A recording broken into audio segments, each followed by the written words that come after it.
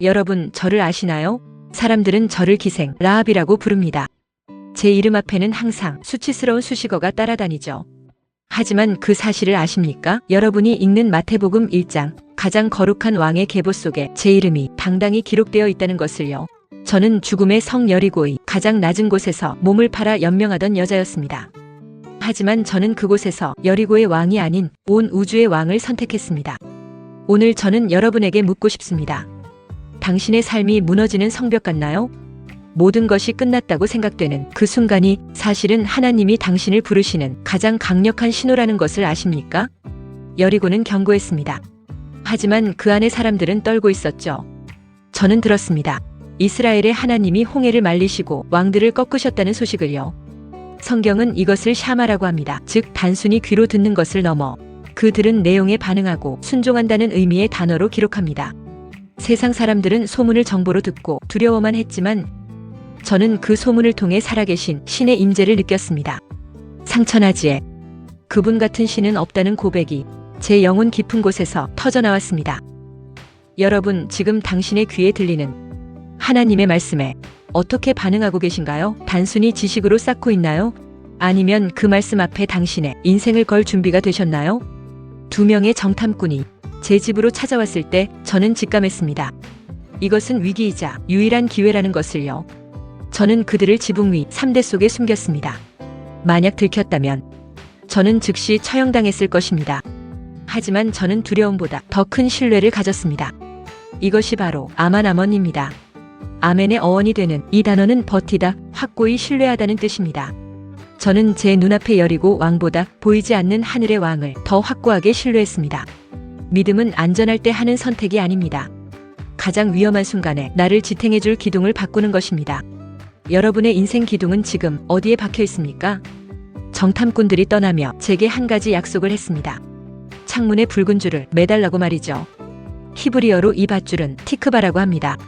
그런데 놀라운 사실은 이 단어의 또 다른 뜻이 바로 소망이라는 점입니다. 그 붉은 줄은 단순한 밧줄이 아니었습니다. 그것은 죽음의 사자가 넘어가는 6월절의 피였고 절망의 구렁텅이에서 나를 끌어올리는 소망의 생명선이었습니다. 성벽이 무너져 내릴 때 제가 붙잡은 것은 견고한 돌이 아니라 가느다란 붉은 밧줄, 즉 하나님을 향한 소망이었습니다. 여러분의 창가에는 무엇이 매달려 있습니까? 세상에 썩어질 동아줄입니까?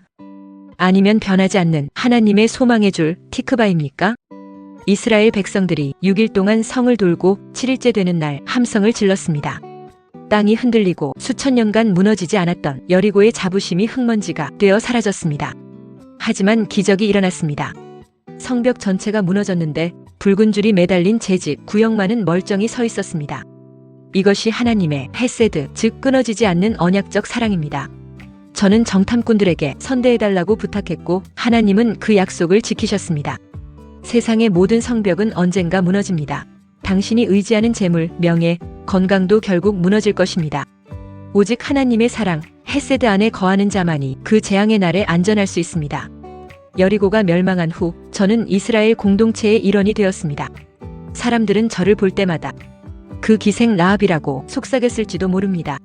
제 과거는 주홍글씨처럼 저를 괴롭혔습니다. 죄를 뜻하는 히브리어 하타는 관역에서 벗어나다는 뜻입니다. 전에 제 인생은 완전히 관역에서 벗어난 삶이었습니다. 하지만 하나님은 저를 과거의 죄인으로 보지 않으시고 현재의 동역자로 보셨습니다. 저는 유다 가문의 고귀한 지도자 살몬과 결혼했고 보아스를 낳았습니다. 그리고 제 후손을 통해 다윗 왕이 그리고 마침내 인류의 구원자 예수 그리스도가 오셨습니다. 하나님은 당신의 죄, 하타를 묻지 않으십니다. 그분은 당신이 지금 그분의 헤세드 안으로 들어오길 기다리고 계십니다. 사랑하는 후대의 형제자매들이여, 저는 멸망의 성에서 건짐받은 산증인입니다. 여러분께 마지막으로 간절히 권면합니다. 세상이 주는 화려한 성벽에 속지 마십시오. 그것은 한순간에 무너집니다. 대신 당신의 영혼에 붉은 줄을 매십시오. 여러분의 과거가 아무리 비천해도 여러분이 저지른 잘못이 아무리 커도 상관없습니다. 하나님은 소조, 즉 전인격적인 구원을 베푸시는 분입니다. 제가 그 은혜를 입었다면 당신도 입을 수 있습니다. 절망의 끝에서 소망의 줄을 잡으십시오. 그것이 당신과 당신의 가족을 살리는 유일한 길입니다.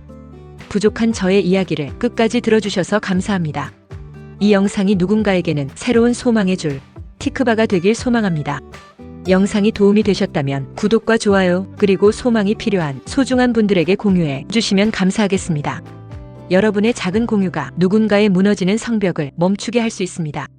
사랑의 주님, 오늘 이 영상을 보는 주님의 자녀를 축복합니다. 세상의 성벽이 무너지는 소리에 두려워 떨고 있는 영혼이 있다면 저 라합에게 허락하셨던 그 붉은 줄 예수 그리스도의 보혈의 은혜를 그들의 마음 창가에 내려주옵소서. 과거의 수치보다 하나님의 은혜가 더 크다는 것을 깨닫게 하시고 절망을 넘어 메시아의 가문을 세우는 믿음의 거장으로 살아가게 하옵소서.